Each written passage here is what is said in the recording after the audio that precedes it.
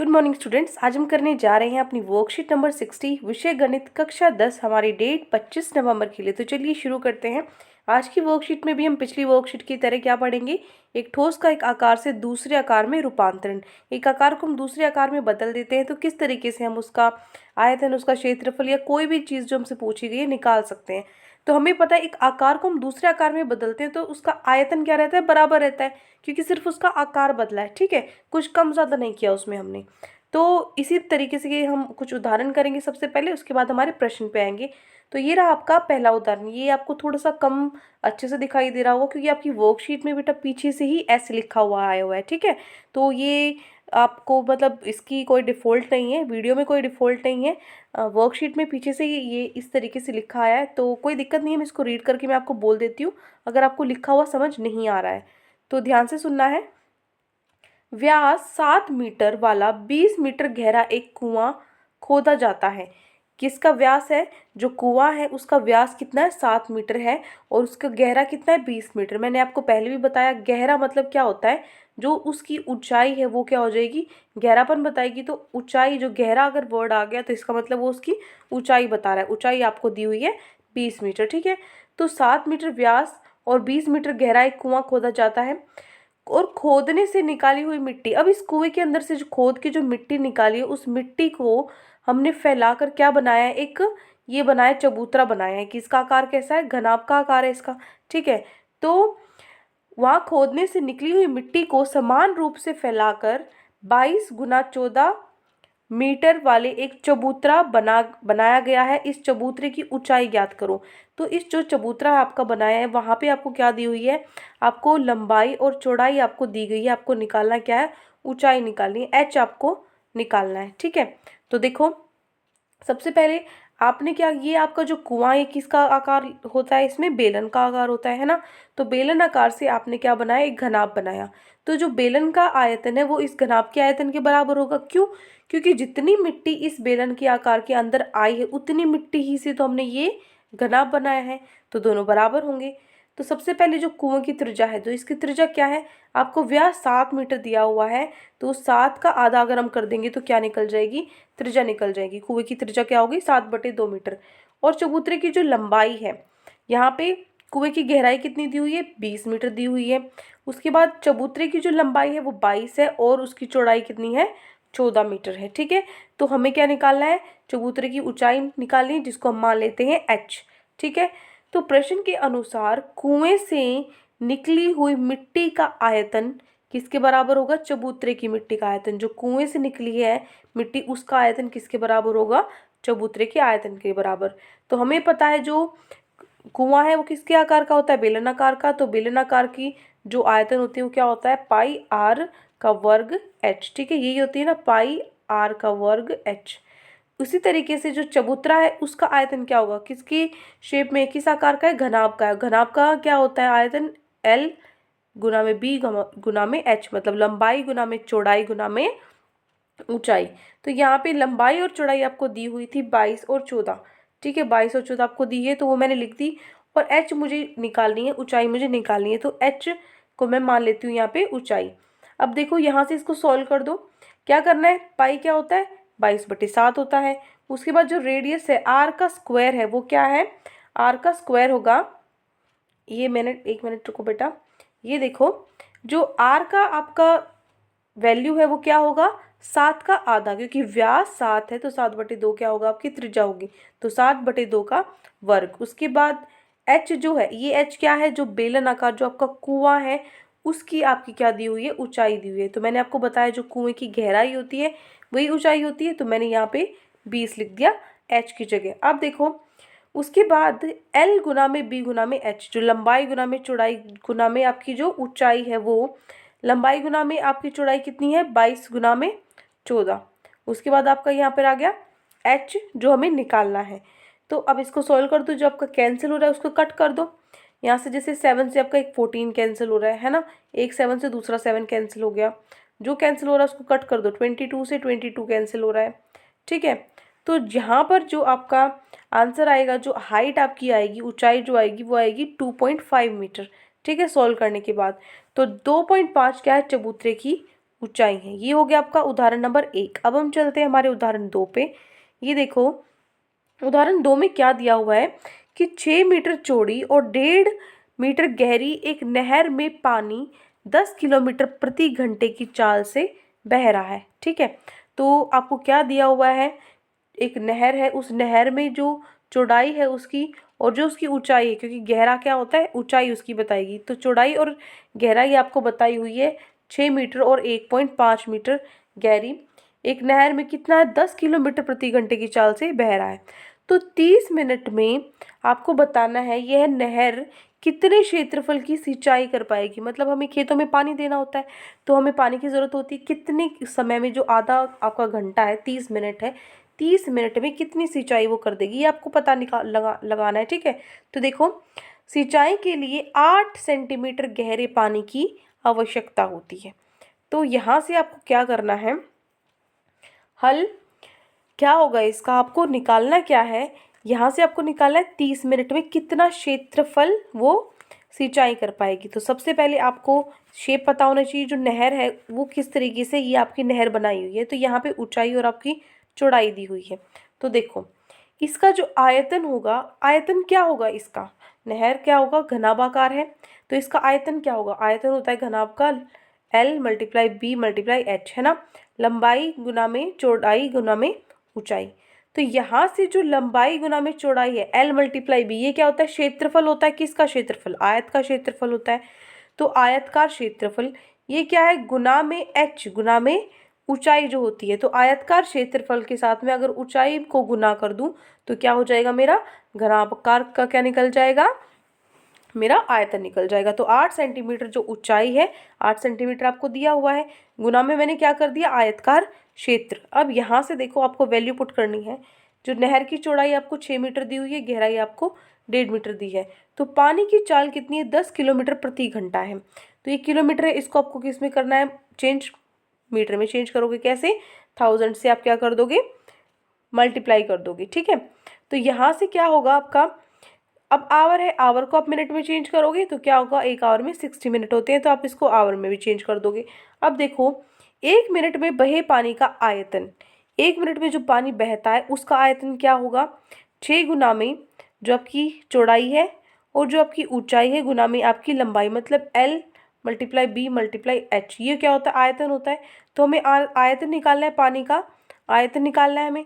तो कैसे निकालोगे, L multiply B multiply H से क्या कर दोगे, ये इन तीनों को मल्टीप्लाई कर दोगे। तो यहाँ से देखो मैंने जो ये है, जो आपका 1000/60 है, इसको मैंने लंबाई क्यों लिया है, क्योंकि मैंने आपको बताया है पहले भी, ये क्या है आपका, आपका बेलन आकार है। तो यहाँ पे जितना पानी इसके अंदर से बह रहा है, तो यही तो लंबाई है जो वो पानी क्या करेगा, तय करेगा, इसी इतनी लंबाई के अंदर ही उसकी गति होगी। तो इसलिए हम इसको लंबाई मान के चलते हैं। ठीक है, तो यहाँ से आप इसको सॉल्व करोगे, 1 मिनट में बहे पानी का आयतन कितना होगा आपका, 1500 मीटर क्यूब आ जाएगा।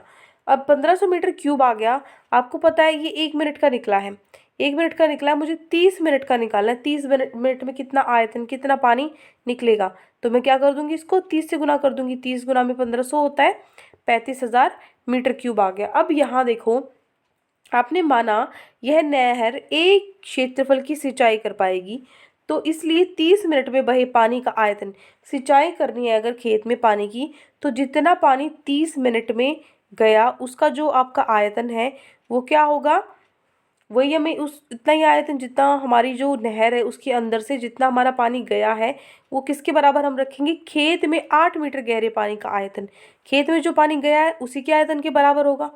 जो आपका पानी बहा है, पाइप में से जो पानी आपका बहकर आया है, बहे पानी का आयतन होगा किसके बराबर होगा, जो खेत में पानी है आपका, ठीक है, उसके बराबर होगा। और खेत में जो पानी है वो कितना है बेटा, 8 सेंटीमीटर तक खड़ा हुआ पानी। कहने का मतलब कि एक तो बहता रहे और आगे चलता रहे, एक या इकट्ठा भी आपको मतलब 8 मीटर तक, 8 सेंटीमीटर तक उसकी ऊंचाई है, पानी वहाँ पर खड़ा होना चाहिए 8 सेंटीमीटर तक।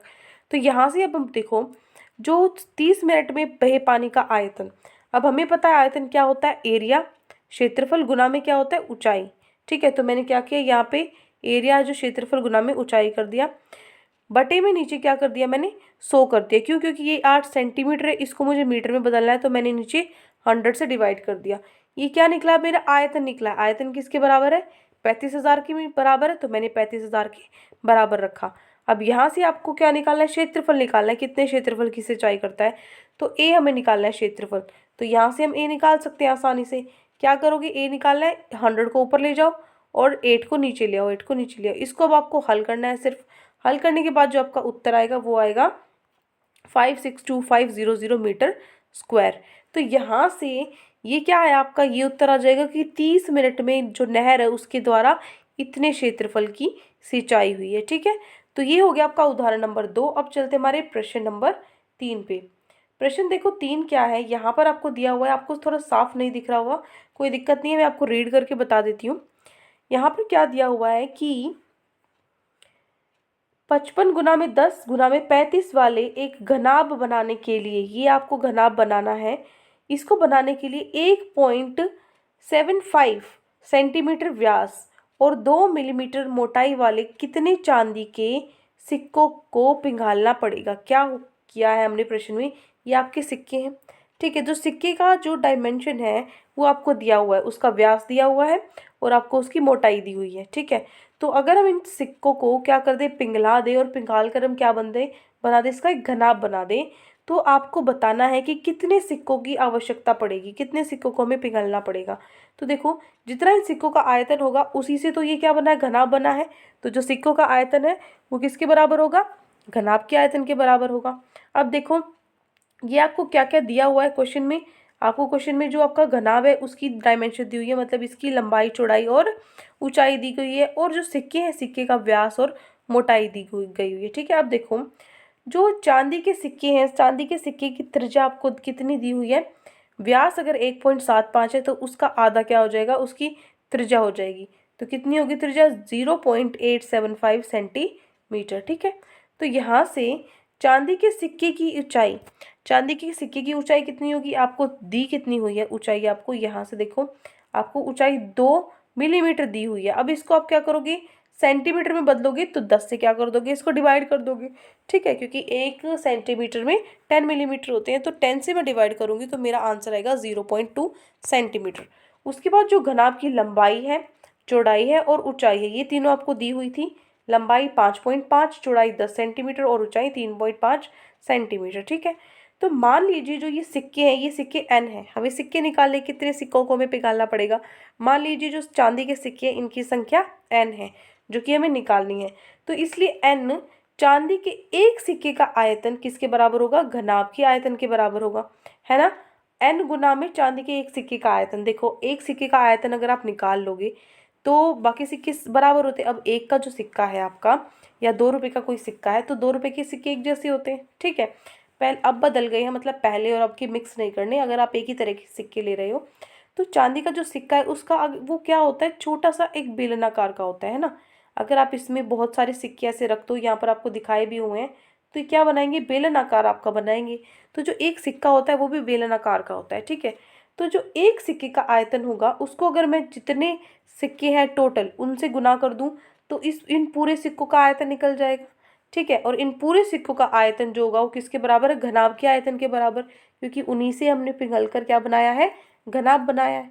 ठीक है, तो यहाँ से फॉर्मूले में पुट कर दो। चांदी के सिक्के का आयतन क्या होता है, आयतन क्या होता है, जो आपका सिलेंडर होता है, बेलन होता है, उसका आयतन होता है पाई r स्क्वायर h।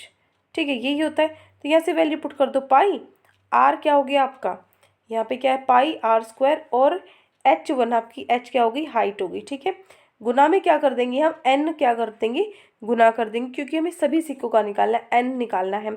उसके बाद घनाभ का आयतन क्या होता है, length multiply breath multiply height. ठीक है, लंबाई गुना में चौड़ाई गुना में आपकी जो ऊंचाई होगी वो। अब यहाँ से वैल्यू पुट कर दो, सिर्फ क्या करना है आपको, पाई क्या होता है 22/7, r का स्क्वायर जो r है वो क्या होगा 0.875 का वर्ग हो जाएगा आपका। ठीक है, जो रेडियस है, क्योंकि इसको अगर आप सोल्व करोगे, ये आपकी जो त्रिज्या है ये आपको यहाँ पे दी हुई है। उसके बाद इसको किसके बराबर रखोगे, लेंथ ब्रेथ और हाइट, लंबाई चौड़ाई और ऊंचाई के बराबर रखोगे। ठीक है, तो यहाँ से हमने रख दी। तो n की वैल्यू हमें निकालनी है, तो n की वैल्यू निकालने के लिए जो आपका ऊपर है इसको इक्वल टू के इधर लाओगे तो नीचे आ जाएगा। तो ये सब इसलिए नीचे लिखा हुआ है, और जो नीचे है, नीचे 7 है, ये इक्वल टू के उधर ले जाओगे तो ऊपर आ जाएगा, तो इसलिए ऊपर लिखा हुआ है। ठीक है। बस अब आपको इसको सॉल्व करना है। सॉल्व करने के बाद जो आपका n की वैल्यू आएगी वो कितनी आएगी, 400। इसका मतलब चांदनी के 400 सिक्कों को जब हम पिघलाएंगे तो हमारा ये घनाभ बनेगा। ठीक है। तो ये 3 आपको उदाहरण आज की वर्कशीट में दिए गए थे। अब आपके प्रश्न है, 3 ही आपको प्रश्न उत्तर दिए हुए हैं जिसमें आपको खुद पहले स्वयं प्रयास करने हैं। तो चलते हमारे पहले प्रश्न से। पहला प्रश्न क्या है हमारा कि व्यास 3 मीटर का एक कुआं 14 मीटर की गहराई तक खोदा जाता है। ठीक है। इससे निकली हुई मिट्टी को कुएं के चारों ओर 4 मीटर चौड़ी एक वृत्ताकार वलय रिंग बनाते हुए समान रूप से फैलाकर एक प्रकार का एक बांध बनाया है। इस बांध की ऊंचाई ज्ञात करना है। क्वेश्चन समझ में आ गया? क्या क्वेश्चन है, ध्यान से रीड करना है आपको। आपको क्या दे रखा है, एक कुआं है, उसका व्यास दे रखा है 3 मीटर और उसकी गहराई दे रखी है। गहराई दे रखी है इसका मतलब उसकी ऊंचाई दे रखी है कुएं की। तो उस कुएं को हमने उसके अंदर से खोदा है, तो उस कुएं के अंदर से जो आपने मिट्टी निकाली, इसके अंदर से जो मिट्टी निकाली है वो इसी के चारों तरफ रख दी है। ठीक है। इसी के चारों तरफ रख दी है, किसके आकार में, वृत्ताकार वलय के आकार में, रिंग है जो उसके आकार में। ठीक है। तो आपको क्या निकाला है, जो ये साइड में आपने जो मिट्टी का जो ढेर लगाया है गोल गोल रिंग के आकार में, उसकी आपको हाइट निकालनी है, ऊंचाई निकालनी है। तो कैसे निकालेंगे, देखो ये देखो, ये है आपका प्रश्न नंबर 1। ठीक है। ये प्रश्न नंबर 1 है। ये आपको क्या बनाना है, चित्र बनाना है इस तरीके से। यहाँ पे क्या है, ये आपका कुआं है। ठीक है। इस कुएं से आपने क्या किया, मिट्टी निकाल कर साइड में लगा दी। ये लगा रखी है जैसे यहाँ पे, या फिर ये लगा रखी है। तो यहाँ से आप क्या करोगे, सबसे पहले आपके पास जो आर है वो 3 आपको दिया हुआ था, जो डायमीटर, सॉरी डायमीटर व्यास है, जो व्यास आपको 3 दिया हुआ था, तो व्यास का आधा मैंने यहाँ पे क्या कर दिया, 3/2। तो व्यास का आधा हो गया मेरी त्रिज्या 1.5। ये क्या होगी, मेरी 1.5 मीटर त्रिज्या होगी। उसके बाद जो मेरा आर है, रेडियस है, जो रेडियस क्या है, आर जो है मतलब मैंने क्या माना है, जो आपकी छोटी ये है इसको तो मैंने माना है छोटा आर। ठीक है। और जो आपकी ये जो बड़ा है इसको मैंने पूरा क्या माना है, बड़ा आर माना है। ठीक है। तो यहाँ से क्या होगा, देखो बेटा, ये जो पूरे, अगर आप इस नीचे वाले को बेलन मानते हो तो इस पूरे की जो त्रिज्या है वो क्या होगी, वो पूरे की त्रिज्या ये प्लस में ये। तो ये तो आपके के पास क्या 1.5 है, और ये पीछे वाला हिस्सा आपको 4 दे रखा है। तो दोनों को आप प्लस करोगे तो क्या आएगा, 5.5 मीटर। 5.5 मीटर को मैं इस तरीके से लिख सकती हूँ, पॉइंट अगर मैं हटा दूँ तो नीचे 10 आ जाएगा। अब ये 5 की टेबल से काट दो, 2 पे जाता है, ऊपर 11, तो 11/2 मीटर क्या होगी, आपकी बड़े वाली की त्रिज्या होगी। अब आपको बांध की ऊंचाई निकालनी है, तो क्या करना पड़ेगा आपको, बांध की ऊंचाई निकालने के लिए जो आपकी निकाली गई मिट्टी का आयतन है वो बटे में क्या होगा आपका, pi R square minus R square. मतलब देखो, पाई आर स्क्वायर ये आपका जो हिस्सा है, पाई आर स्क्वायर ये जो आपका हिस्सा है, ठीक है, ये आपका पूरा, इस पूरे में से ये वाला हिस्सा तो आपको नहीं चाहिए, है ना, ये वाला हिस्सा नहीं चाहिए। तो ये हिस्सा नहीं चाहिए, तो यहाँ से जो आपका एरिया हो जाएगा, ये ऊपर का, ये जो ऊपर का एरिया है, यहाँ पे क्या होगा बेटा, इस पूरे में ये हिस्सा मुझे नहीं चाहिए। ठीक है। तो मैं जो बड़े वाला आर है, बड़े वाला जो आर है उसमें से मैं छोटे वाला आर, ये वाला हिस्सा माइनस कर दूंगी, है ना। तो मुझे, मेरे पास सिर्फ पिछला हिस्सा बच जाएगा, मेरे पास सिर्फ ये हिस्सा बच जाएगा। तो मैंने क्या किया, ऊपर तो ले लिया निकाली गई मिट्टी का आयतन, क्योंकि यही मिट्टी हमने साइड में लगाई है। तो इसकी मिट्टी का आयतन बटे में मैंने क्या कर दिया, आपका पाई बड़ा आर है जो आर का वर्ग माइनस में छोटे आर का वर्ग। ठीक है। तो यहाँ से देखो क्या होगा, आपको पता है इसका आयतन क्या होगा, ये बेलन आकार का है तो इसका आयतन क्या होगा, पाई आर स्क्वायर एच होगा। तो मैंने क्या किया, यहाँ पे पाई आर स्क्वायर एच किया, ऊपर लिख दिया, और नीचे क्या लिखा, नीचे मैंने क्या किया था, अभी जैसे ये बड़े वाला आर है इसके अंदर से छोटे आर वाला आपको घटाना है, पाई आर का स्क्वायर माइनस छोटे आर का स्क्वायर। अब इनकी वैल्यू पुट कर दो, बस पाई से पाई तो कट कर दो। ठीक है। यहाँ कट कर लो या फिर अगले स्टेप में कर लेना, बात तो एक ही है। तो यहाँ से पाई आप कट कर दो। उसके बाद आपके पास क्या बचा, आर का वर्ग। आर का वर्ग क्या है, आर आपके पास क्या है, 3/2 है, क्योंकि व्यास 3 दिया गया था तो उसका आधा क्या हो जाएगा, 3/2 उसका त्रिज्या आपकी हो जाएगी। तो यहाँ से जो हाइट है एच है वो कितनी है, 14 है। ऊंचाई कितनी है आपकी, 14 है। उसके बाद यहाँ से पाई तो कट गया, आर में से हमें, आर बड़े वाले आर में से छोटा आर हमें माइनस करना है। तो जो बड़े वाला आर है वो हमने अभी निकाला था 11/2। 11/2 का वर्ग माइनस में जो छोटे वाला है, इस छोटे वाले का क्या है, 3/2 का वर्ग। इसको सॉल्व करना है अब सिंपल, आपको सॉल्व करोगे तो क्या आएगा, यहाँ पे आएगा 9/4, 3 का वर्ग क्या होता है 9 और 2 का वर्ग होता है 4, 9/4 गुना में 14। ठीक है, उसके बाद नीचे इसका अगर आप निकालोगे 11 का आपका वर्ग होता है 121 और 3 का होता है 9, और नीचे आपका एलसीएम हो जाएगा 2 का स्क्वायर है दोनों के नीचे, तो क्या हो जाएगा 4। ठीक है, तो यहाँ पे 4 से 4 कट जाता है, ऊपर क्या बचा 9 गुना में 14 और नीचे क्या बचा 121 में से 9 घटाएंगे 112।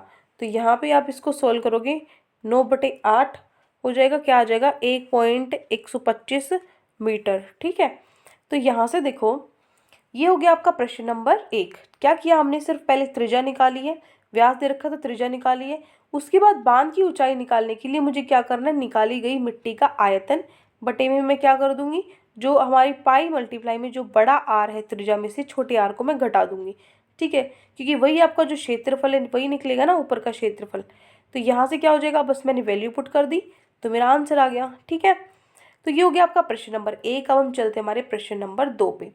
प्रश्न 2 देखो क्या है, ये किसान अपने खेत में बनी 10 मीटर व्यास वाली और 2 मीटर गहरी एक बेलनाकार टंकी को आंतरिक व्यास 20 मीटर वाले एक पाइप द्वारा एक नहर से जोड़ता है। यदि पाइप में पानी 3 किलोमीटर प्रति घंटा की चाल से बह रहा है तो कितने समय बाद टंकी पूरी भर जाएगी। ये देखो बेटा, ये सेम टू सेम क्वेश्चन हमने पिछली वर्कशीट में किया था। ठीक है, बाई चांस ये दोबारा से बाई मिस्टेक दे दिया गया है, कोई दिक्कत नहीं, हम रिवाइज कर लेंगे उसको। अदरवाइज ये हम पिछली वर्कशीट में अच्छे से कर चुके हैं, उसमें मैंने आपको अच्छे से समझाया था डायग्राम के साथ बना के कि किस तरीके से जो पाइप है उसकी लंबाई कैसे निकालेंगे, कैसे उसका आयतन बराबर होगा, वो सब मैंने अच्छे से आपको एक्सप्लेन किया था।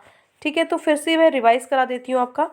यहाँ पे क्या बोला गया है कि जो किसान है, किसान में के खेत में क्या बनी हुई है, एक टंकी बनी हुई है जो किस आकार की, बेलन की है। ठीक है, तो उसकी जो व्यास है वो 10 मीटर है और गहरी मतलब क्या होगी, जो उसकी ऊंचाई है वो 2 मीटर है। ठीक है, तो उसके अंदर जो वो टंकी है उसको हमने भरा है एक पाइप से ही। मान लीजिए ये आपकी टंकी है, इसको हमने एक पाइप से भरा है, इस पाइप में से पानी जा रहा है। ठीक है, जो ये पाइप है, इस पाइप की जो व्यास है वो 20 मीटर है। ठीक है, और 20 मीटर वाले एक पाइप द्वारा ये नहर से जोड़ता है। नहर जो ये पाइप है नहर से जुड़ा हुआ है और वहाँ से पानी बहकर इस बेलनाकार टंकी में गिरता है। तो यदि पाइप में 3 किलोमीटर प्रति घंटे की चाल से बह रहा है पानी, जो पानी है उसकी चाल बताई हुई है, तो कितने समय बाद जो टंकी है वो पूरी भर जाएगी, आपको बताना है। तो देखो ये हमने पिछले में भी करा था कि जो बेलनाकार पाइप का आयतन होता है गुना में समय, वो क्या हो जाएगा, बेलनाकार टंकी का आयतन। ठीक है, ये इसको कट कर देना, ये कुछ नहीं है बेटा। तो यहाँ से अब बेलनाकार आयतन देखो, मान लीजिए ये पाइप है आपकी और ये आपके नीचे टंकी है, तो इसके अंदर से पानी आ रहा है। ठीक है, तो ये देखो जितना पानी इस पाइप के अंदर से बह कर आया है जितने समय तक, उसी के हिसाब से तो ये भरेगी। तो जितना पानी इसके अंदर से बहा है, तो जो पाइप के अंदर से बहता हुआ पानी उसका जो आयतन है वो किसके बराबर है, इस टंकी के आयतन के बराबर है ना। वो कितने समय तक बहा है वो भी बहुत ज़रूरी है, क्योंकि मान लीजिए मैं सिर्फ 1 मिनट चला के बंद कर देती हूँ, ये सिर्फ इतनी भरी है यहाँ तक, पूरी तो नहीं भर पाई ना, तो मैं उसको कितने समय तक चला रही हूँ वो भी मुझे ध्यान रखना पड़ेगा। तो बेलनाकार पाइप का आयतन गुना में समय क्या हो जाएगा, बेलनाकार टंकी का आयतन। तो यहाँ से समय हमें निकालना है कि कितने समय में भरेगा। तो बेलनाकार टंकी का जो आयतन है ये तो है इधर, इक्वल टू के इधर अगर मैं इसको लेकर जाऊंगी तो ये क्या हो जाएगा, नीचे डिवाइड में, तो नीचे आ जाएगा बेलनाकार पाइप का आयतन। अब यहाँ से बस वैल्यू पुट कर दो। बेलनाकार टंकी का आयतन क्या होता है, पाई आर स्क्वायर एच, दोनों बेलनाकार है, ऊपर भी नीचे भी, ऊपर टंकी है नीचे पाइप है। तो जो टंकी है उसका रेडियस मैंने मान लिया बड़ा आर, जो पाइप है उसका रेडियस मैंने मान लिया छोटा आर। तो बेलनाकार टंकी का आयतन क्या होगा, पाई आर स्क्वायर एच, और बेलनाकार पाइप का आयतन भी क्या होगा, पाई आर स्क्वायर एच। यहाँ से हमने क्या किया, पाई से पाई को काट दिया। अब जो आर है त्रिज्या है, त्रिज्या कितनी दी हुई है आपकी टंकी की, 10 है आपकी व्यास, तो त्रिज्या कितनी होगी, 10 का आधा 5, 5 का वर्ग गुना में ऊंचाई, आपको गहराई दी हुई थी 2 मीटर की, तो जो गहराई है वही क्या होती है, ऊंचाई होती है 2। तो यहाँ से अब जो रेडियस है ये वाली, ये भी कितनी दी हुई है आपको, 10 सेंटीमीटर दी हुई है। ये सेंटीमीटर है, इसको मीटर में बदलना है। तो कैसे बदलोगे, इसको 100 से डिवाइड कर दोगे, विभाजित कर दोगे, क्योंकि 1 मीटर में 100 सेंटीमीटर होते हैं। तो यहाँ से मैंने क्या किया, 100 से मैंने विभाजित कर दिया। उसके बाद है यहाँ पे आपका एच, एच की आपकी हाइट 3 किलोमीटर है, वो किसके बराबर है, 3000 किलोमीटर के बराबर है। ठीक है, जो 3 किलोमीटर है वो किसके बराबर है, 3000 मीटर के बराबर है। क्यों, क्योंकि 1 किलोमीटर में 1000 मीटर होते हैं, तो 3 किलोमीटर में 3000 होंगे। ठीक है, मैंने इसको मीटर में बदल के रखा है यहाँ पे। अब इसको सॉल्व कर लो। क्या करोगे, 5 का स्क्वायर मतलब 5 को हम 2 बार लिखेंगे, गुना में 2। उसके बाद ये 10/100, 10/100 का वर्ग है, तो 10 गुना में 10, नीचे 100 गुना में 100। उसके बाद ये आपका 3000 आ जाएगा। अब जो कट रहा है उसको काट दो। ठीक है, यहाँ पे 0 से 0 कट गई, 2, ये 2 0 से ये 2 0 कट गई, तो ऊपर आया 5 गुना में 5 गुना में 2, नीचे आपका 30। अब इसको कट कर दो। 5 की टेबल में 30 कितने पे आता है, 6 पे आता है। 2 की टेबल में 6 कितने पे आता है, 3 पे आता है। तो 5/3 आवर्स, 5/3 घंटे लगेंगे इसको पूरा भरने के लिए। तो 5/3 को मैं किस तरीके से लिख सकती हूँ, ये घंटे में, इसको मिनट में लिखना है, तो मैं 60 से गुना कर दूँ। क्यों, क्योंकि जो 1 घंटा होता है उसमें 60 मिनट होती हैं। ठीक है, यहाँ से 3 से आपका 60 कट जाएगा 20 पे, तो 20 पंजे कितना होता है, 100 मिनट होता है। ठीक है, तो ये जो 100 मिनट आपका आया है, 100 मिनट आया है, उसमें से जो 60 मिनट है उसका तो 1 घंटा बन जाता है ना। तो 60 मिनट का 1 घंटा बन गया, और 100 में से आपके 60 गए, 40 मिनट आपकी बच गई। ठीक है, तो 1 घंटा 40 मिनट समय लगा। तो ये हो गया आपका, देखो, प्रश्न नंबर 2। ठीक है, यहाँ से लेके यहाँ तक आपका हो गया प्रश्न नंबर 2। अब हम चलते हैं हमारी वर्कशीट की आखिरी प्रश्न, प्रश्न नंबर 3 पे। प्रश्न नंबर 3 में क्या है, देखो, 32 मीटर ऊंची और आधार त्रिज्या 18 मीटर वाली एक बेलनाकार बाल्टी रेत से भरी हुई है। ठीक है, एक बाल्टी है जिसका आकार कितना है, जो बेलनाकार की है, वो उसकी ऊंचाई और त्रिज्या आपको दी हुई है। त्रिज्या 18 है और ऊंचाई 32 मीटर है। तो इस बाल्टी को भूमि पर खाली किया जाता है। ठीक है, इस बाल्टी को हमने उल्टा किया, तो इसको ज़मीन पे जब हम खाली करते हैं तो ये रेत का एक शंकु आकार ढेर बनाती है ना, ये तो आपको पता ही है। इसको मैं रेत की तरह, ये खाली हो जाएगा तो ये इस तरीके से आपका शंकु आकार का ढेर बन जाएगा। तो यदि शंकु आकार ढेर की ऊंचाई, जो ये शंकु की जो ऊंचाई है वो 24 सेंटीमीटर है, तो आपको ढेर की त्रिज्या और तिर्यक ऊंचाई निकालनी है। तो देखो, प्रश्न नंबर 3, शंकु आकार ढेर का आयतन है वो किसके बराबर होगा। जो आपका ये शंकु का ढेर है, जो मिट्टी है, ये किसके बराबर होगी, ये आपकी जो ये आयतकार जो बेलन था आपका, जो बेलन के अंदर जितनी मिट्टी थी वही मिट्टी को हमने क्या किया है, शंकु के मतलब ढेर लगाया, उसी मिट्टी को बाहर निकाला है, तो ये शंकु का ढेर बन गया। तो जो इसका आयतन होगा वही आयतन इसका होगा, शंकु का आयतन होगा। तो इसलिए मैंने लिखा कि शंकु आकार ढेर का आयतन किसके बराबर है, रेत से भरी बेलन आकार बाल्टी के आयतन के बराबर है। तो यहाँ से जो आपका शंकु आकार ढेर का आयतन है वो क्या होता है, 1/3 πr²h। और जो रेत की भरी बाल्टी है वो क्या है, आपकी बेलन आकार की है। बेलन आकार का क्या होता है, आपका वॉल्यूम आयतन πr², πr का वर्ग गुना में h। यहाँ से अब क्या करोगे, वैल्यू आपको पुट करनी है, सीधा सीधा वैल्यू पुट कर दो। क्या हो जाएगा, 1/3 आर हमें ये तो निकालना है, इसका आर तो हमें निकालना है। ठीक है, तो इसका आर हमें निकालना है, और एच है आप शंकु की जो आपकी ऊंचाई है वो दी हुई है 24 सेंटीमीटर, आर हमें निकालना है। और जो आपका बेलन आकार है, बेलन आकार में त्रिज्या भी, और जो उसकी हाइट है, ऊंचाई है, वो भी दी हुई है। तो बेलन आकार की त्रिज्या कितनी है, 18, 18 का वर्ग, और हाइट कितनी है, 32।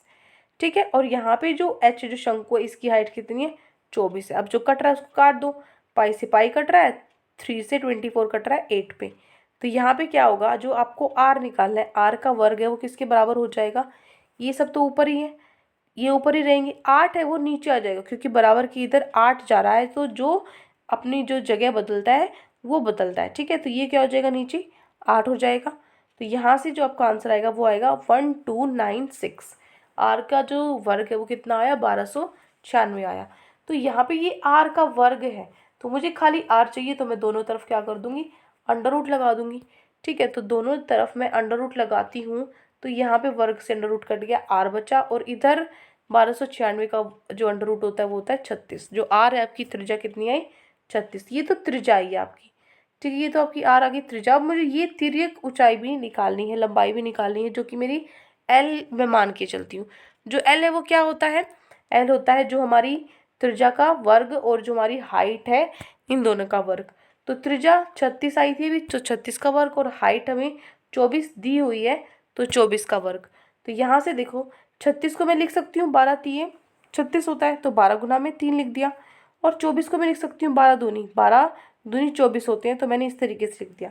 तो जो ये वर्ग है आपका, ये 12 पर भी है और 3 भी पर भी है, ठीक है। तो मैंने लिखा 12 का वर्ग गुना में 3 का वर्ग, प्लस में इधर भी 12 का वर्ग और 2 का वर्ग। अब जो 12 का वर्ग पे ये क्या है, उभयनिष्ठ कॉमन है, तो मैंने 12 का वर्ग बाहर ले लिया। अब अंदर देखो, अंदर क्या बचा, आर स्क्वायर, जो आपका है 3 का स्क्वायर और 2 का स्क्वायर। 3 का स्क्वायर है 9 और 2 का स्क्वायर है 4, तो क्या बच गया 9 + 4 आपका √13, और बाहर क्या है आपका 12 ही है, तो 12 √13। अब जो √13 है उसकी जो वैल्यू है वो है 3.61, ठीक है। तो 12 को जब मैं 3.61 से गुना करूँगी तो मेरा आंसर आएगा 43.32 सेंटीमीटर। तो ये हो गया आपका प्रश्न नंबर 3, ठीक है। ये है प्रश्न नंबर 3। तो ये 3 वर्कशीट में आपकी क्वेश्चंस आज दिए गए थे। आई होप अच्छे से आपको तीनों प्रश्न समझ में आ गए हैं। कोई भी डाउट आपको पूरी वर्कशीट में, तो कमेंट सेक्शन में आप मुझसे पूछ सकते हैं। और अगर आपको हमारी वीडियो अच्छी लगे तो हमारे चैनल को सब्सक्राइब भी कर सकते हैं। Thank you and have a great day.